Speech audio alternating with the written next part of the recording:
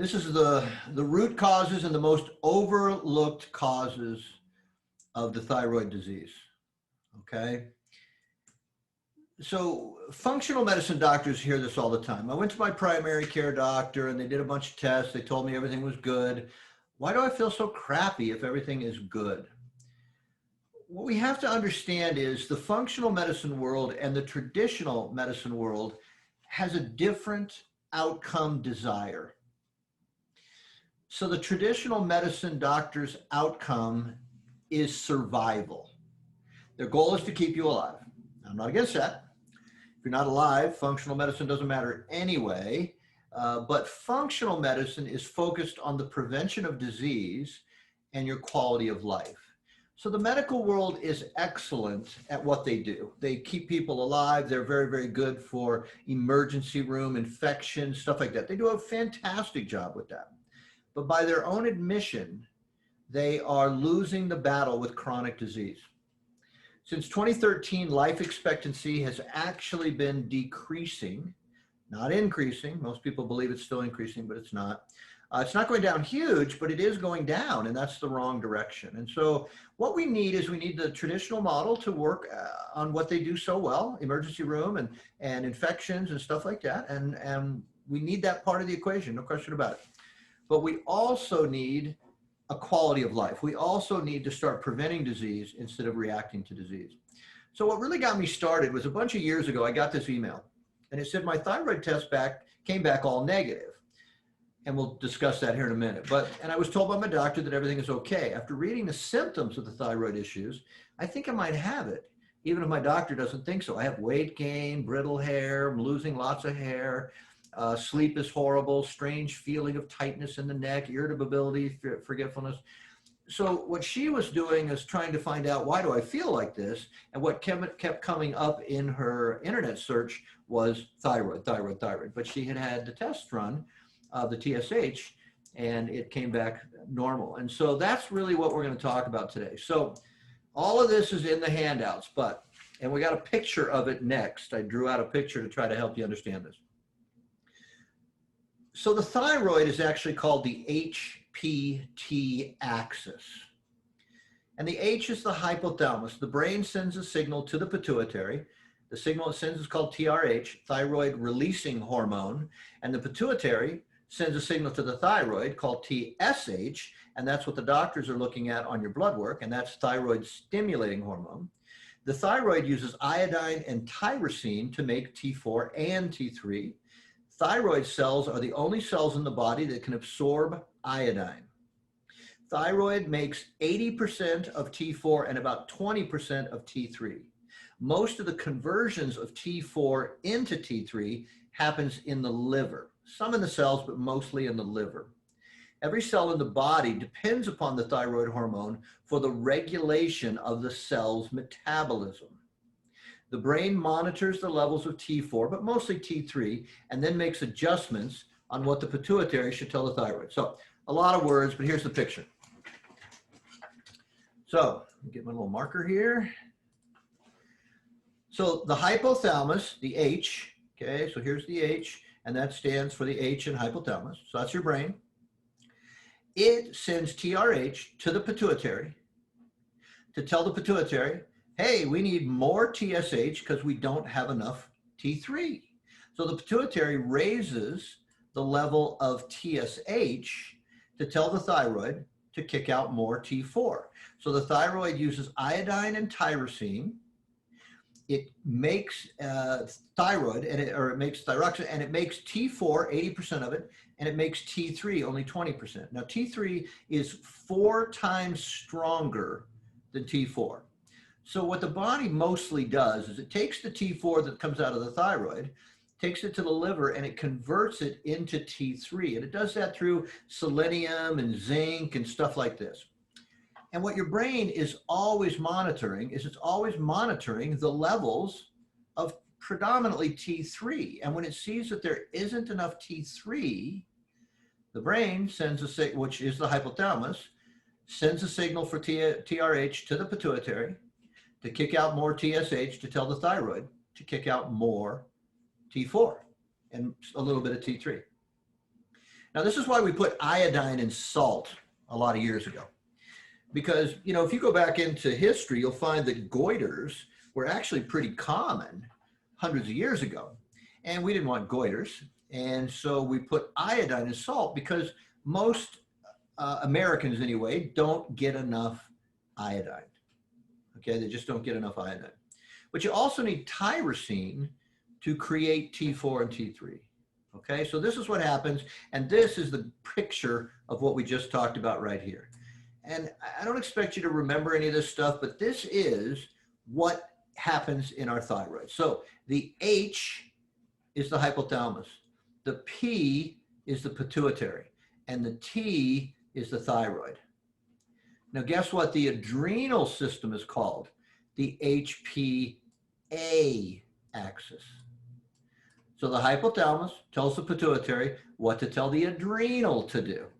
See, the thyroid or the adrenals, thyroid in this case, it doesn't do anything on its own. It has to be told what to do.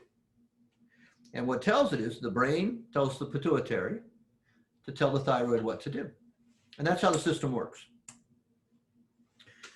So we're going to talk just a little bit about primary, but the main purpose of this webinar is to talk about the secondary. So 5% of thyroid cases are actually the thyroid does not kick out enough T4. So most people are put on Synthroid or levothyroxine.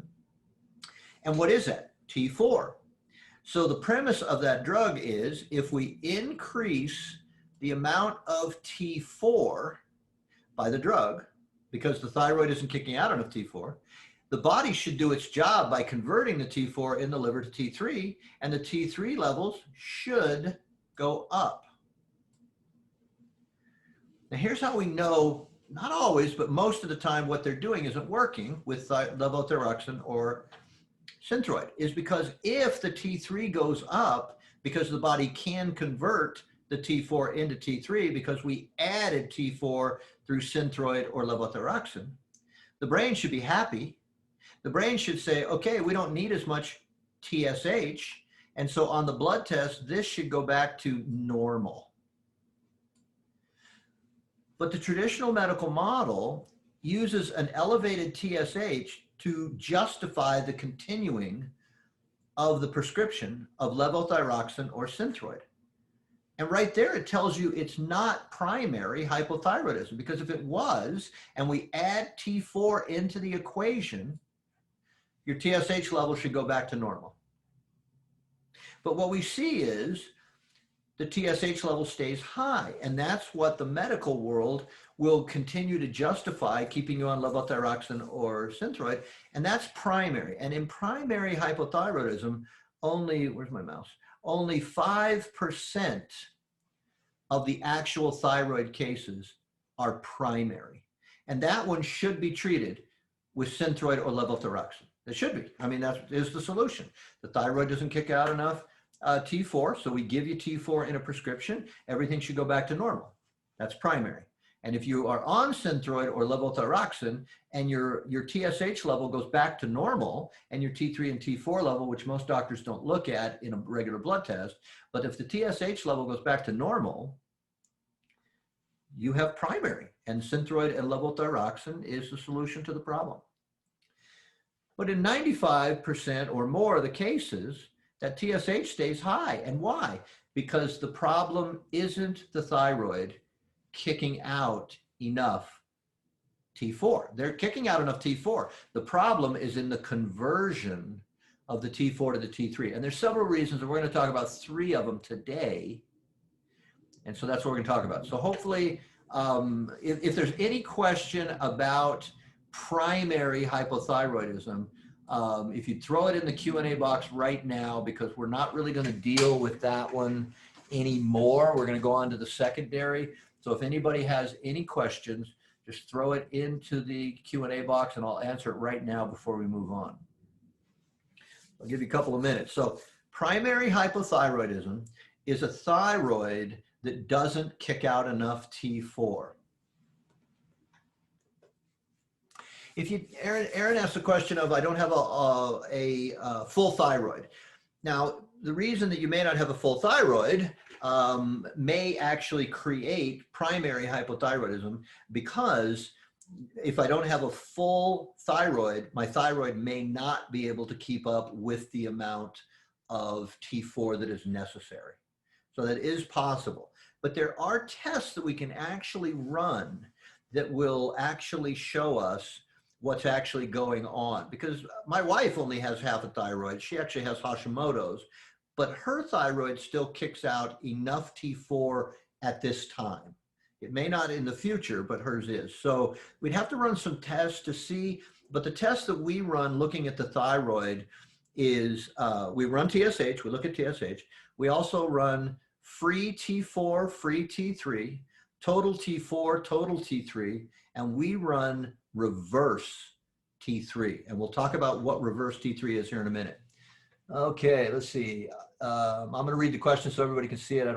If I have been on thyroxine for over 10 years, it has had to be upped on the average of every 2 years. I still experience hair loss and tiredness a lot.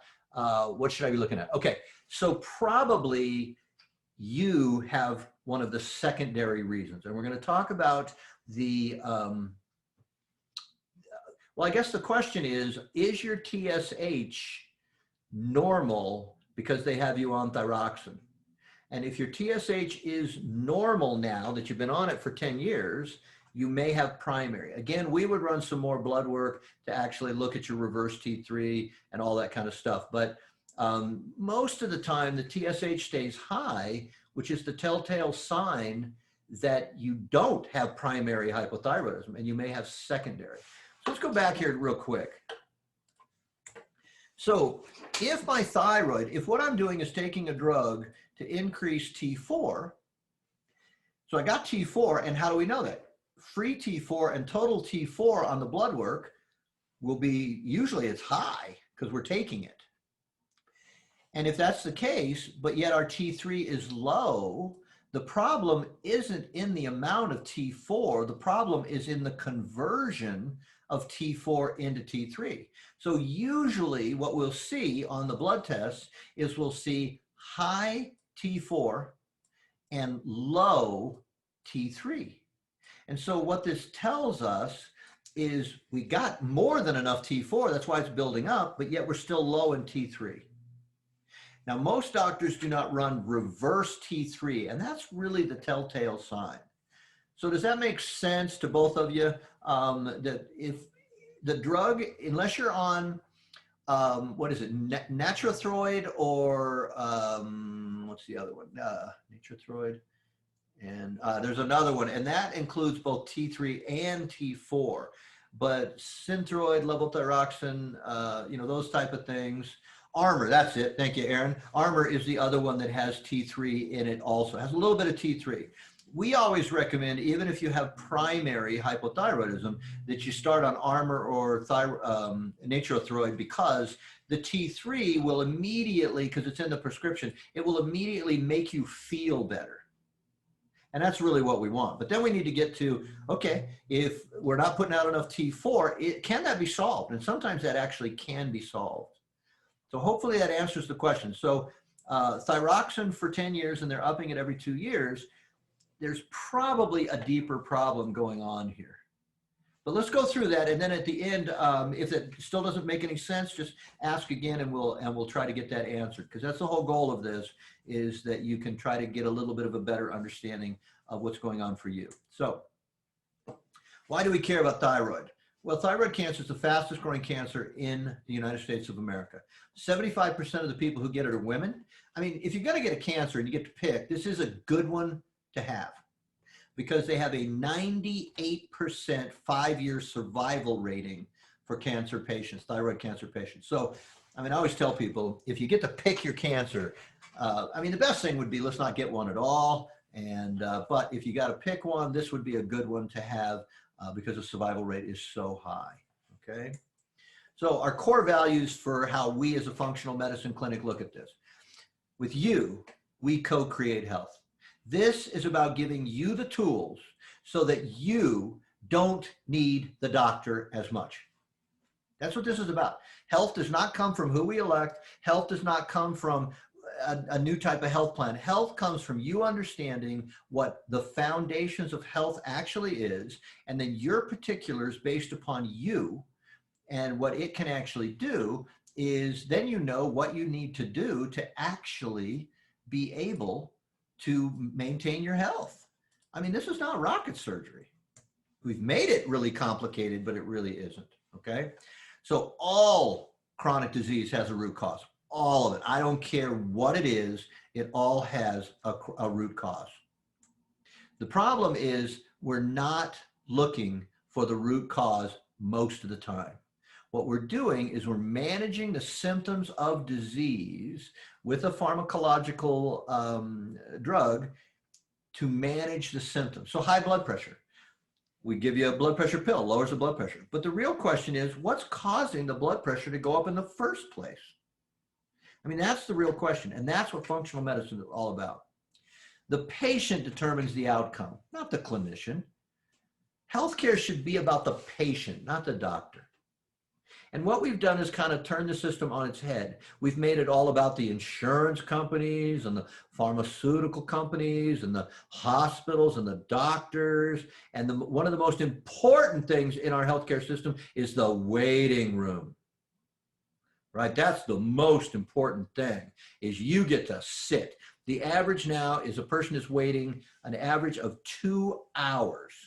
And that was before the coronavirus, so I don't know what's going on now. But you're waiting 2 hours to get to spend between 7 to 12 minutes with a doctor or a nurse practitioner or DO or whatever. So who's this seminar for? It's for someone that's looking for the root causes of their issues. It's for someone who deeply values their time. Didn't your parent tell you if it's worth doing, do it right the first time, right? Do it right the first time so you don't have to go back and redo it. Why don't we take that same philosophy with healthcare? Why don't we treat it correctly to start with, and we go after the underlying cause so we don't have to keep going back and doing it over and over and over and over again? What is a drug? A drug is never fixing the problem, so we take a drug to solve usually the symptoms of the problem. Someone who's at the end of their rope. Functional medicine doctors see people that are so frustrated. They are just so frustrated. They've been in the model forever and it's just not helping them. My wife has Hashimoto's disease. That's how I actually got into functional medicine, was I kept taking her to doctors every 6 months, and the doctor did the same thing the doctor did 6 months ago that didn't work. And I just kept thinking, how long are we going to do this? And I got online and I started hunting for this, I don't know, 7, 8, 9 years ago, something like that. And I stumbled on functional medicine. It was a complete accident. And man, that made the healthcare model about the patient. And that's what the healthcare model should be about, not about the doctor. The patient doesn't really care about the doctor. What the patient cares about is the results and the health that can come from the doctor. It's not the doctor. Someone has witnessed the limitations of healthcare. If all I'm looking at to treat your thyroid is your TSH, and I'm not looking at the whole picture, and I'm not asking the question why, that is a limitation of healthcare. Someone who's proactive, okay? My father was a full-blooded Kiowa Indian, and the Indians have a statement, I thank God for all the disease I never got. And that's what we should be focused on, not getting disease. 6 out of 10 Americans have a chronic disease. 4 out of 10 Americans have 2 or more chronic diseases. This is the reality. Someone who has more than 3 of the following. Now, there's a zillion of these. So in the PDF handouts that you will get the link to, all these, we have questions about every one of these, right? So fatigue and brain fog and unexplained weight gain and cold intolerance and dry skin and high cholesterol and loss of libido. Okay, there's a lot of these. We're not going to read them all. They're all in a questionnaire that we have in the PDFs. You should download it, take it if you haven't been diagnosed with this, but you think you might. Now, this is really kind of interesting. This next image here, does this image make you feel dizzy? I thought this was just kind of a hoaxy thing, and I started using it with patients, and I was amazed at how many patients that had thyroid problems that this made them dizzy. So I don't know if that did. So if we come back here, does that make you dizzy? it might be indicating that you have thyroid issues. Before we're done, you're going to be asking new questions. And that's what this is all about. This is getting you to be actively involved in your health, but you need to know the questions to ask. We'll know the most common causes of thyroid disease. You will understand why the current approach is failing and will fail millions of women because they're not looking at the cause. All they're doing is tracking TSH and treating you based on a high TSH level. You will know exactly what testing to have done. You'll take an action to spare yourself years of needless suffering. So what systems are affected by the thyroid? The brain is affected, the heart, the wrist. It's amazing the correlation with thyroid problems and carpal tunnel disease, carpal tunnel syndrome. The sex organs, the legs, the digestive system, the hair, the skin, the nails, the throat. The thyroid, remember we talked about earlier, every cell in your body depends upon T3 predominantly to regulate the metabolism of the cell. You're made up of a gazillion cells, and each cell has to be operating optimal for you to operate optimal. So what can cause thyroid disease, thyroid issues? Heavy metal toxicity, chronic stress, oral bacterial overgrowth, so gingivitis, gum disease, stuff like that, chronic inflammation, leaky gut, digestive disorders, xenoestrogens, gluten and dairy sensitivity, that's a huge one. Autoimmune, that's where we're going to talk about Hashimoto's. So over 90, this comes out of the FDA and the AMA, over 90% of hypothyroidism is caused by Hashimoto's thyroiditis, which is an autoimmune condition. There is a test that can be run for this. It's an antibody test, and we're going to show you that, a test. There's different tests, but my wife had thyroid problems for probably 20 years before anybody ever tested the antibody, the autoimmune response. And then they found out she had Hashimoto's. And that's how I got started in functional medicine. So here's one of the problems. It's called polyautoimmunity. If you have one autoimmune disease, you are likely to develop another, and then another, and then another. I read an article one time that said that one of the most common diseases that came from Hashimoto's was lupus. So they had the autoimmune disease of Hashimoto's, and then when they developed another one, a major percentage of them was lupus, okay? So one autoimmune, and we don't have time to really go in this today, but autoimmune diseases are being amazingly addressed through the digestive tract. There's a great book on this. It's called The Second Brain. It was written by Dr. Gershon. And we're now finding that brain-gut connection or gut-brain connection, whichever way you want to look at it, is so huge. We are now finding amazing helps with autoimmune disease, brain disorders, most food allergies, all that kind of stuff, dementia, Alzheimer's. They're now finding that you can make enormous changes in the function of the brain by fixing the digestive system. And this is brand new stuff. This was discovered in 1999 is when Dr. Gershon figured this out. And so it's relatively new. It's only about 20 years old. But the potential of this and the preliminary responses they're having to autoimmune diseases with just fixing leaky gut and getting people off gluten and stuff like this is enormous. So this is how we normally do something, right? So we have a stressor that then causes some dysfunction. That dysfunction sometimes causes symptoms or sometimes causes the disease first. So the reason I drew this little arrow here is sometimes we develop the disease before we develop the symptoms, and sometimes we develop the symptoms before we develop the disease. But since our medical system in this country tests nothing before you have a symptom, we are always starting way down here. We're not looking at the stressors and trying to address them here, so the rest of this never happens. So what we do is we wait for the symptom or the disease, we wait for the symptom, then we can diagnose the disease, then we do a treatment. And this is how we do everything. And we do it again and again and again and again. So the FDA actually made a comment, I think this was a couple years ago, and they said 50% of the people that have bacterial overgrowth in their digestive systems have no digestive symptoms whatsoever.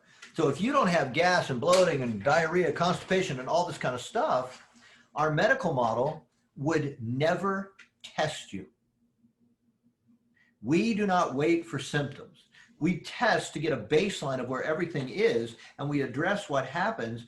I was talking to somebody earlier today, and we were talking about blood sugar. And the medical world doesn't really care about blood sugar until it gets, the fasting blood sugar, until it gets to be 100 or higher. And the reason is because once it gets to be 100 in your fasting blood sugar, I can diagnose you as being a diabetic. And then the insurance kicks in and starts paying.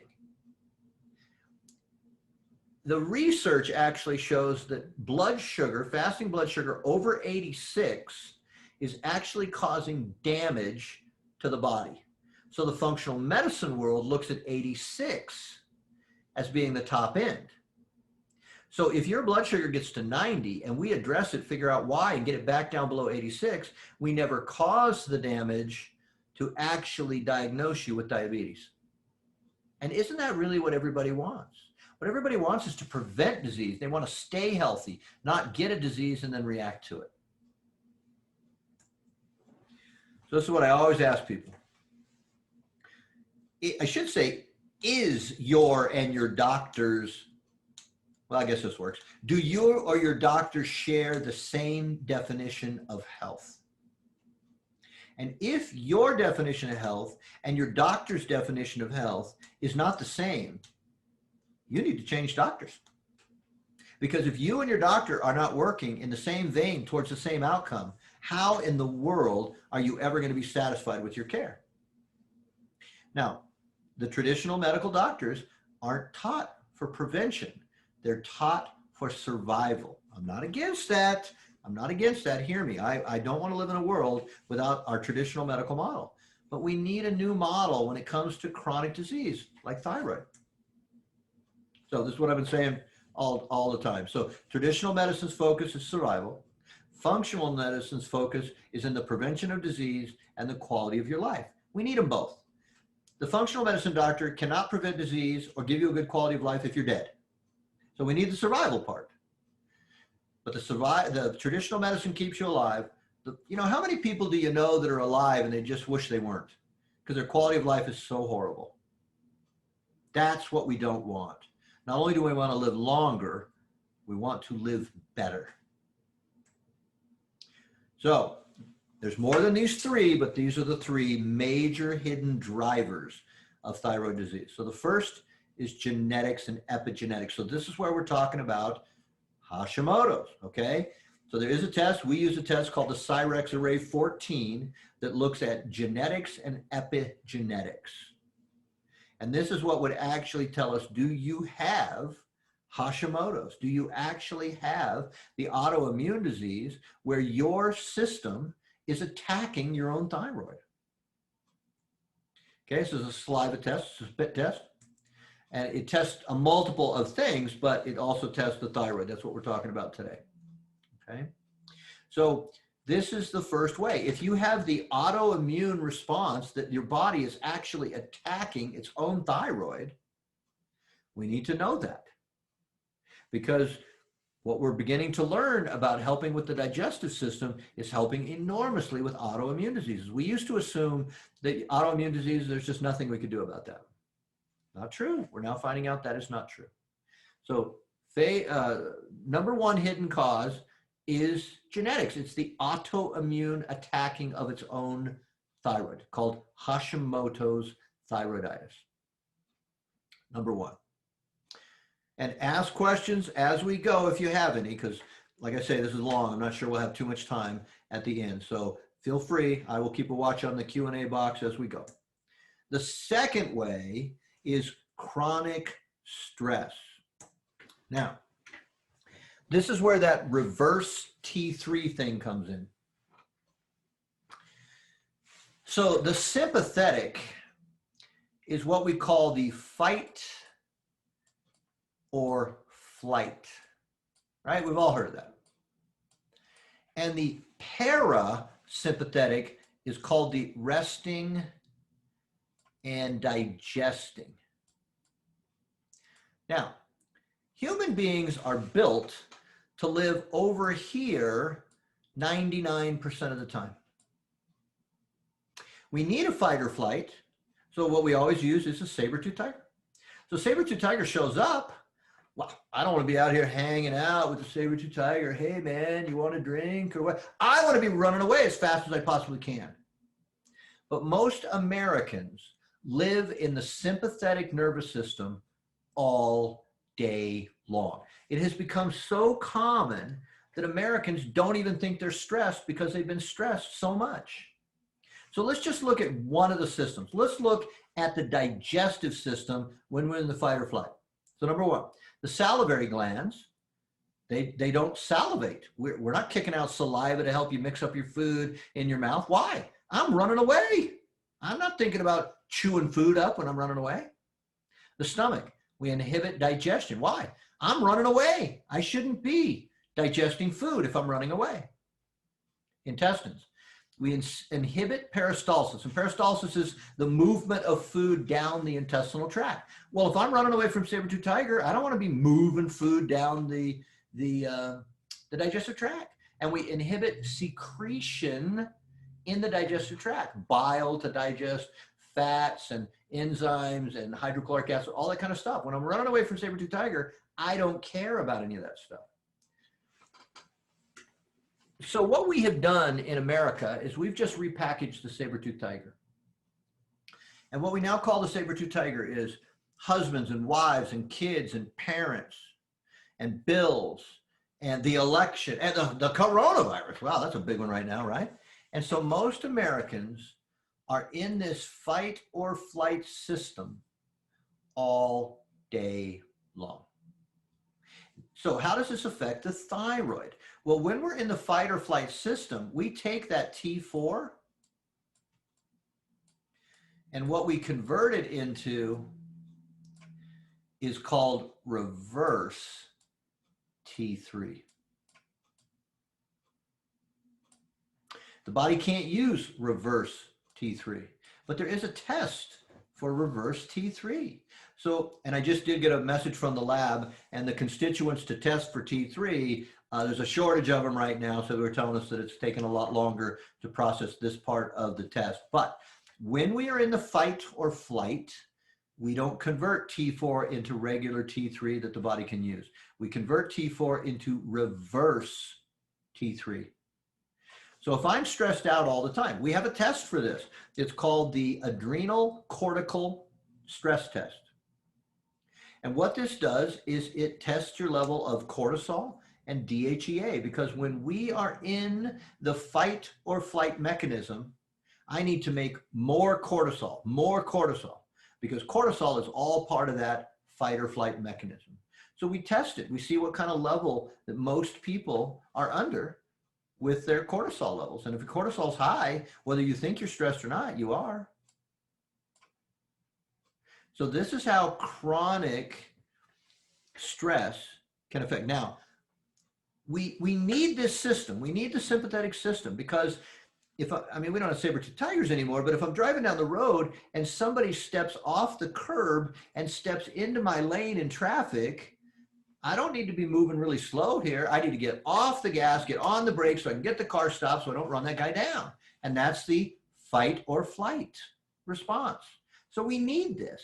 So how I teach it to my patients is the fight or flight is like a drag race car, and the resting and digesting is like a Toyota. Now there's a time that I need the drag race car. Saber-tooth tiger in front of me. I need to get out of the way as fast as possible. I need a drag race car. I don't care about gas mileage. I don't care about any of that stuff when I have a threat right in front of me. But when I'm going to Safeway to buy a loaf of bread, I don't want to take my drag race car to that. I'm going to take the Toyota that's slow, but gets 150,000 miles per gallon. So we need both of these systems. The problem is most Americans they're just camped out here. They don't feel they're stressed, but they are. And we have a test that'll show us your level of stress. And if your level of stress is high, What happens? We are not converting T4 into T3. So what we need to do is we need to control the stress.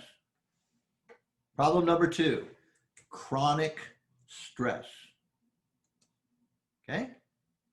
And ask questions if they come. The third one, leaky gut. So here's some signs of leaky gut, right? We have digestive problems, gas, bloating, constipation, diarrhea, things like foggy brain. You know, I just can't think of what the name of that person was that I saw on TV or whatever. Low energy. Weight loss or weight gain. Bloating, IBS, skin issues, joint pains. So what is leaky gut?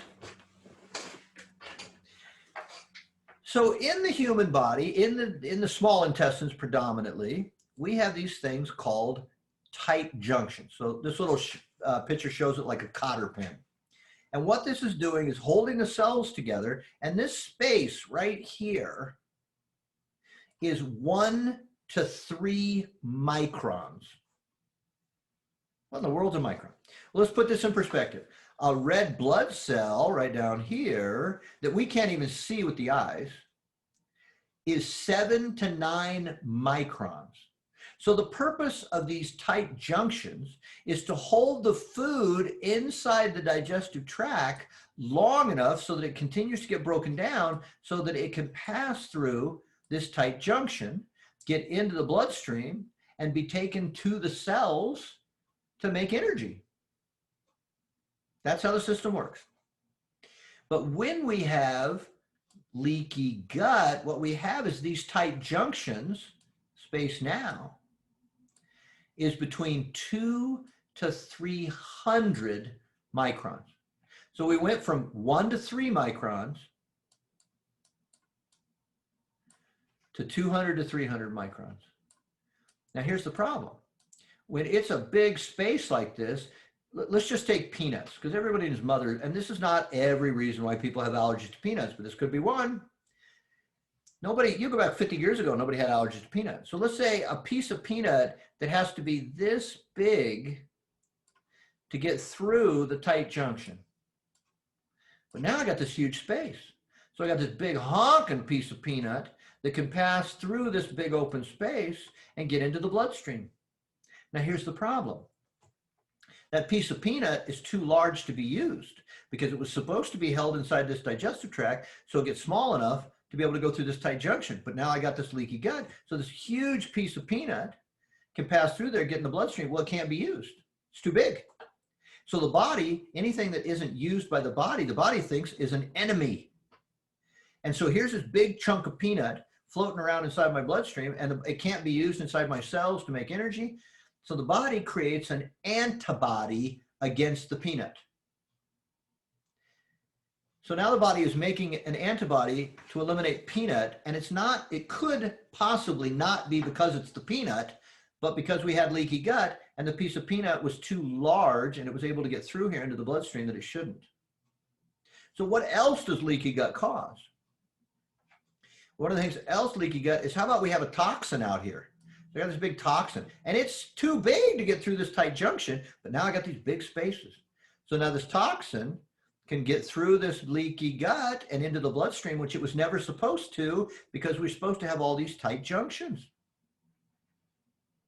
So now we're getting toxins into the bloodstream and it's being transferred around the body, which creates inflammation, which stress, inflammation throws us into that fight or flight mechanism again. And we got big pieces of peanut or any other food, I just use them peanut, can transfer through there, get into the bloodstream that the body can't actually use. So leaky gut can be a cause of inflammation and stress to the human body. And the number one cause of leaky gut, there's two main causes. One is chronic stress. The body breaks down the gut lining. We don't have time to go into why, but it breaks down the gut lining to build more energy, and that creates leaky gut. The second thing that causes leaky gut is gluten.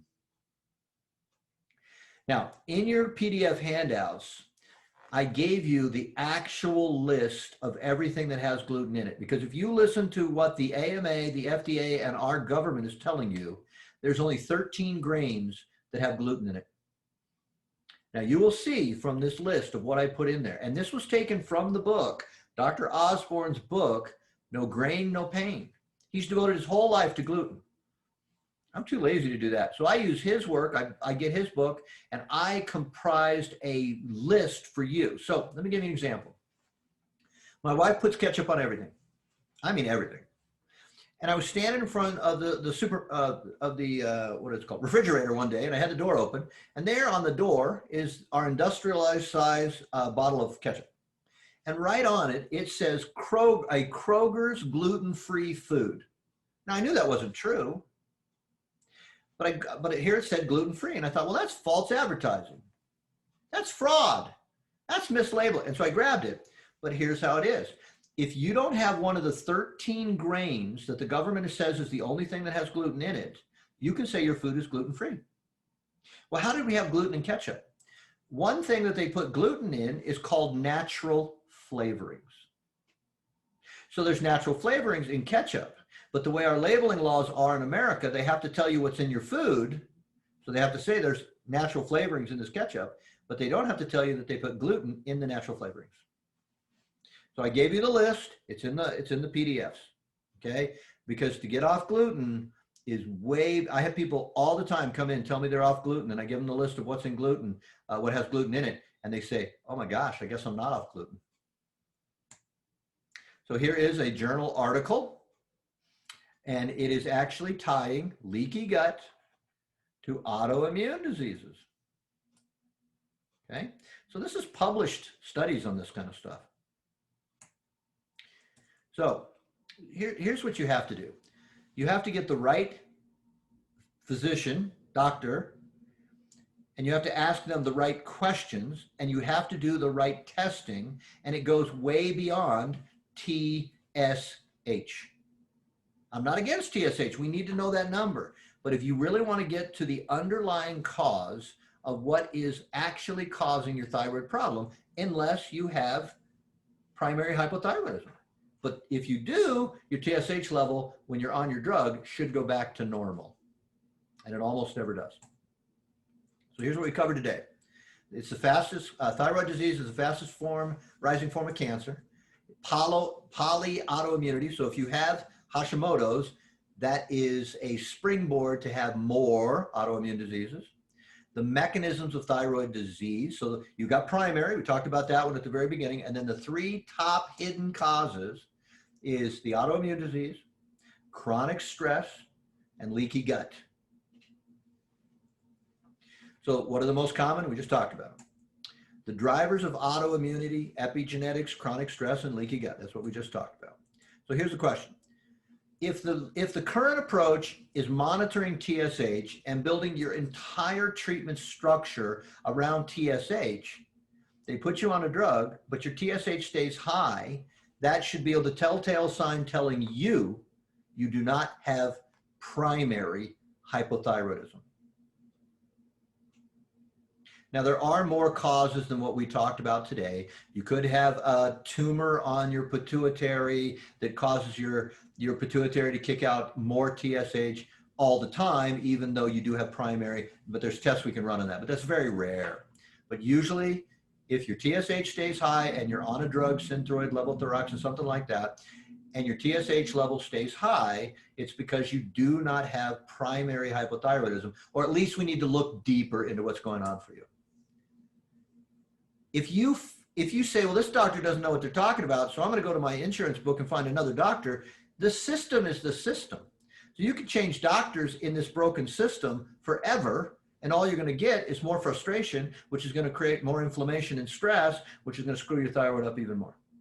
So unfortunately, that's our system. So we have a new system, and it's called functional medicine. And this system is not here to replace medicine. It is here to work in tandem with medicine on the chronic disease part.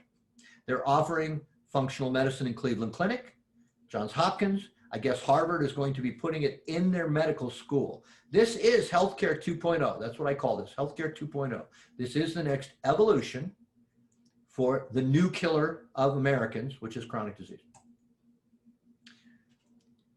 Hopefully you see that there's a new opportunity to actually go upstream of the actual thyroid and ask the question, why is the thyroid not doing the job it's supposed to? And that's going upstream to look for the actual cause. Do you see why thyroid disease may actually be a blessing in disguise? I always tell people this.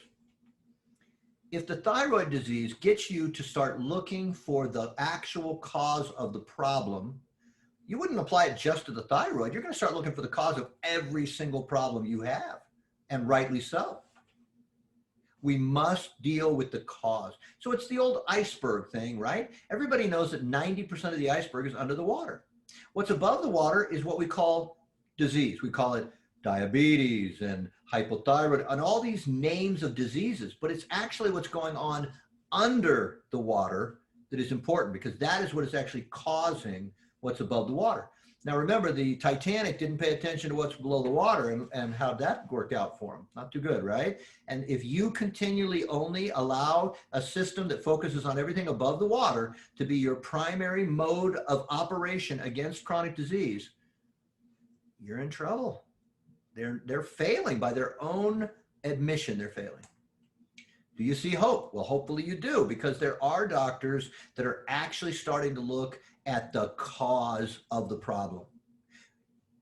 If we don't have primary, we need to go deeper and find out, do you have Hashimoto's? Do you have chronic stress? Do you have leaky gut?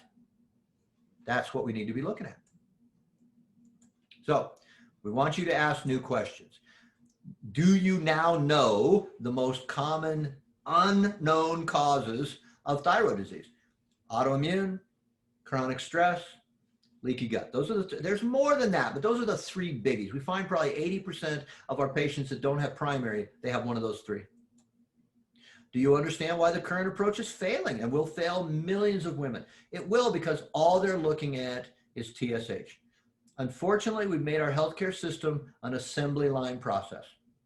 You sit in your waiting room, and when they finally call you, you think, oh, good, I get to see the doctor. Nope, you go to the extended waiting room, which is a smaller waiting room, where they take your blood pressure, and then they sit there. And then the doctor pops in. The average is about 7 to 13 minutes is what the average length of a doctor visit now is in America.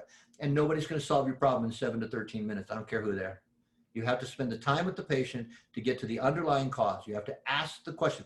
Guess who knows the body the best? The patient. Nobody knows the body better than the patient. And doctors do no longer listen to the patient. What they do is they treat the lab results.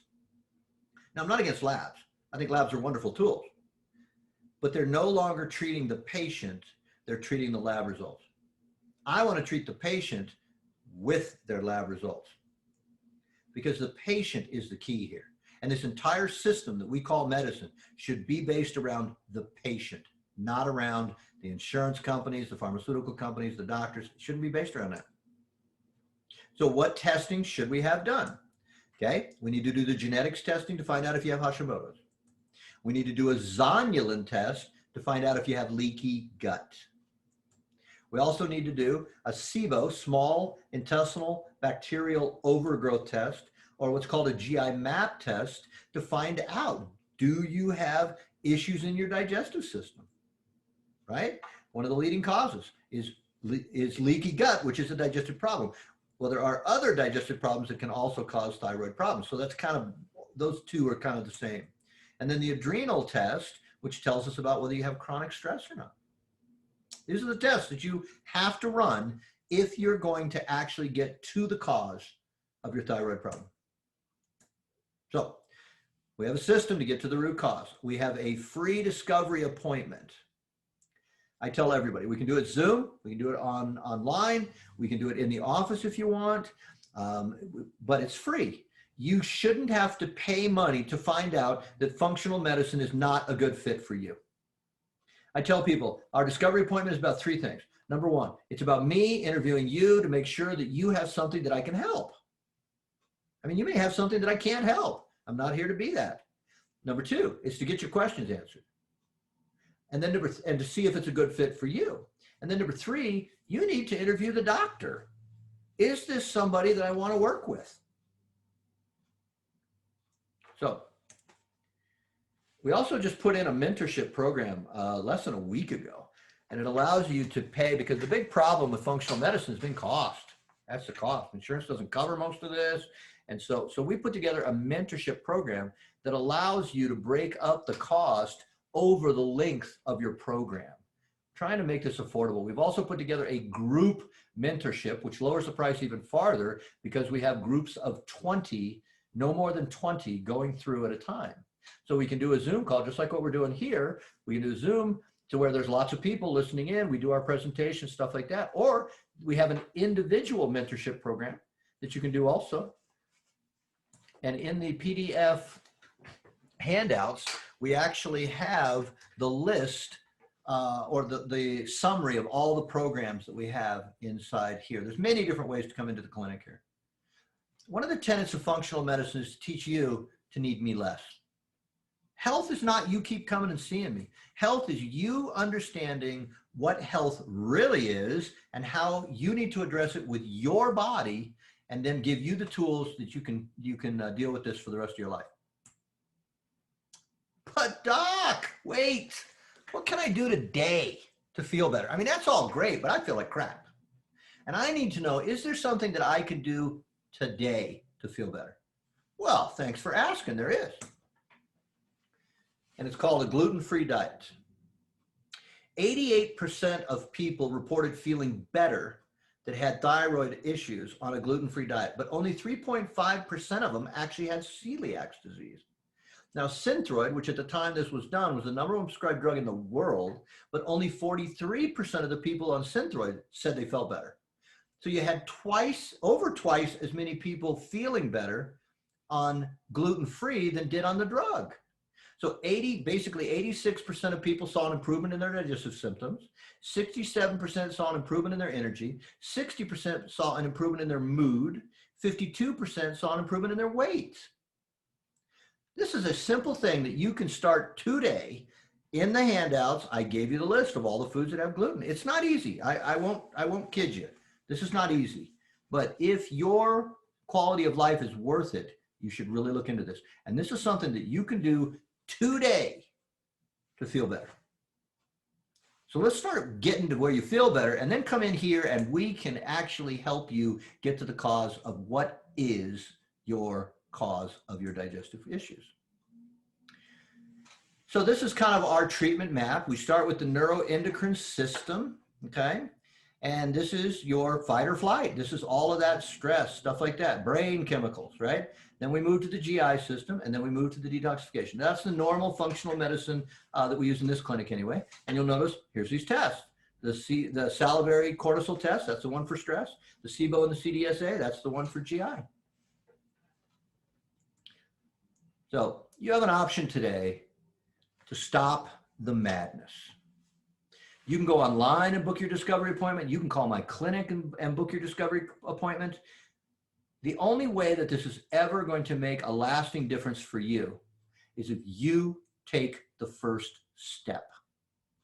If you are sick and tired of being sick and tired, or overweight, or crappy hair, or skin problems, or whatever it is that might be tied to your thyroid, it's not going to get better if you keep doing what you've been doing if it hasn't been working. So you got to decide to take action to get to the bottom of your thyroid issue. Schedule your free discovery appointment 2 ways. Go to my website, TucsonFunctionalMedicine.com. All this information is in the PDFs. Or you can call our office, 445-6784. The phone number's in the PDFs.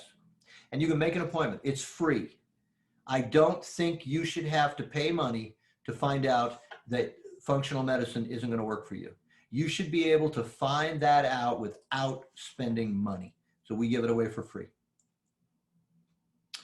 Okay, wow, I got through that whole thing. I got about 5 minutes left. Is there any questions? Put it in the Q&A box that came up on any of what we talked about. We covered a lot of ground, okay? We went pretty fast. But here's the moral of the story. Only 5% of thyroid issues are primary.